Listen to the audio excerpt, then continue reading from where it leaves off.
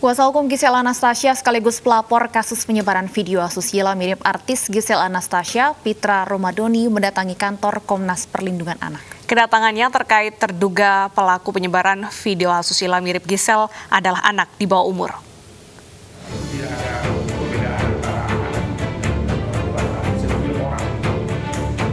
Kuasa hukum Gisel Anastasia sekaligus pelapor kasus penyebaran video asusila mirip artis Gisel, Pitra Romadoni mendatangi Komnas Perlindungan Anak Selasa siang. Pihaknya mengadakan pertemuan dengan Komnas PA untuk memberikan himbauan kepada orang tua untuk memberikan pendampingan serta bimbingan terkait konten-konten di media sosial yang berkaitan dengan asusila. Pasalnya berdasarkan hasil penyelidikan polisi, para pelaku penyebaran video asusila mirip kliennya merupakan remaja anak di bawah umur. Yang menjadi concern Komnas Perlindungan Anak selain pelakunya adalah anak-anak dan korbannya juga anak-anak. Dan ini berdampak, bayangkan, hitungan 24 jam sudah ada yang mengakses 3 jutaan orang. Bahkan ada 45 jutaan itu yang trending, nonton trending itu.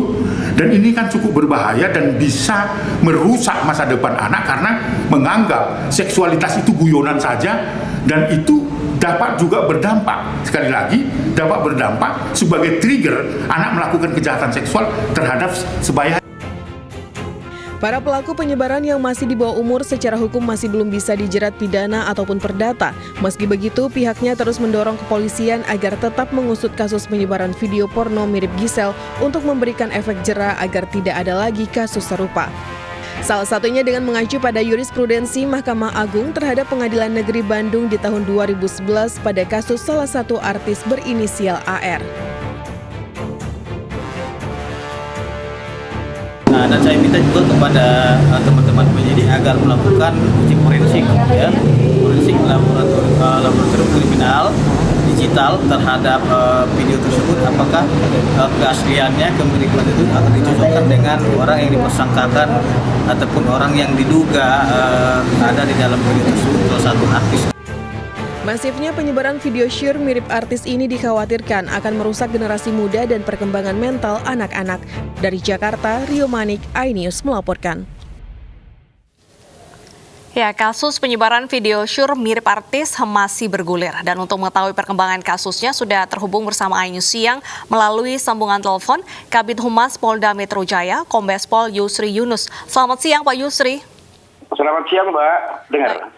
Baik, Pak Yusri, sejumlah advokat melaporkan pelaku penyebaran video asusila mirip artis dan sejauh ini sudah sampai mana pemeriksaannya, terutama hasil pemeriksaan terhadap 2 saksi pelapor, Pak? Terima kasih. Jadi memang sudah ada 3 saksi ya, 4 sama pelapor sendiri.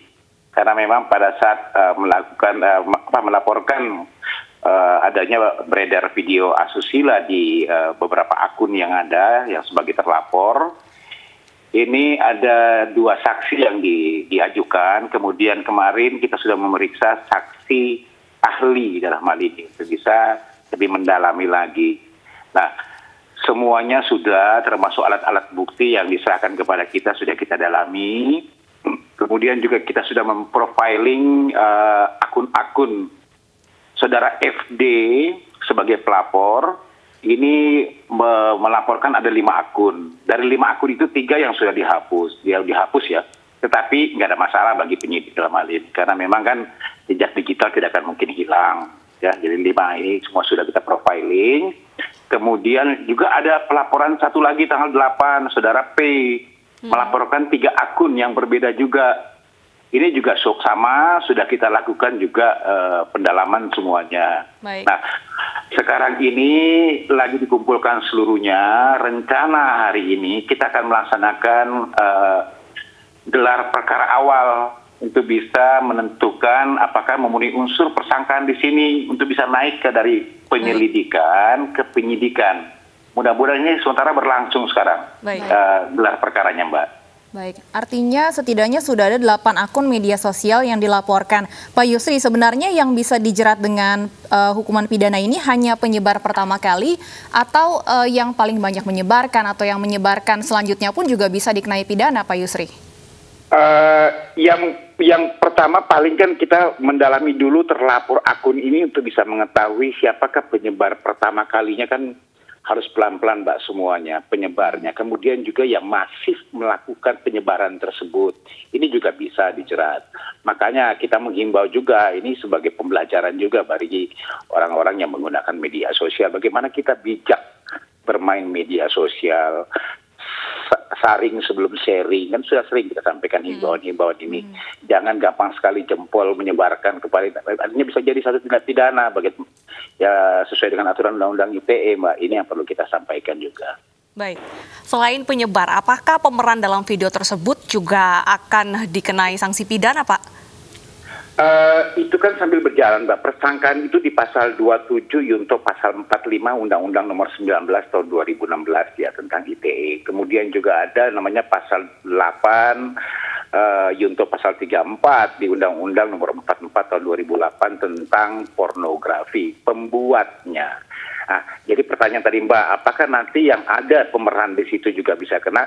Bisa saja nanti sambil berjalan. Ini mudah-mudahan hari ini bisa memenuhi unsur, bisa dari lidik naik ke sidik. Nanti dari sidik nanti kemudian kita lakukan pendalaman nanti semuanya. Baik. Kalau memang nanti bunyi kepada mereka atau bunyi kepada salah satu yang mirip, sekarang ini kita ajas praduga tak bersalah ya. Saudari G misalnya, nanti kan kita panggil, kita akan pemeriksaan juga. Semuanya akan kita lakukan nanti. Ya? Untuk artis G sendiri kapan rencana akan dipanggil, Gisel? Kan baru mau gelar perkara hari ini. Baik. Gitu. Hari ini gelar perkara, nanti kita dalami semuanya. Ya kan Mbak tanya, apakah bisa? Bisa saja. Kapannya itu nanti sambil berjalan semuanya ini, Mbak. Gitulah. Baik. Baik, terima kasih Pak Yusri Yunus, Kabid Humas Polda Metro Jaya sudah berbincang bersama kami di Ini Siang.